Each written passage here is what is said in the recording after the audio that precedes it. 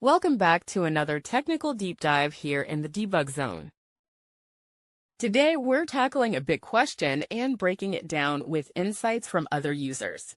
Hopefully, this clears up some misconceptions and helps you get the answer you need.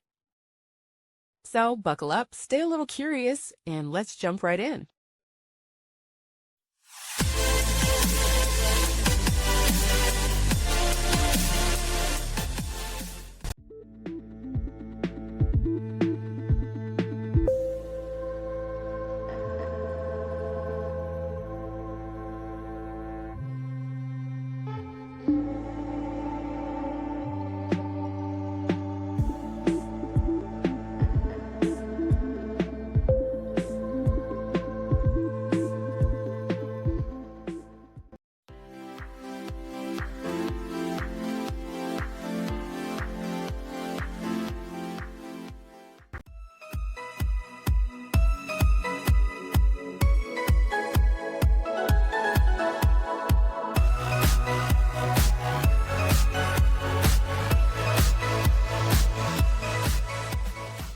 And that's a wrap.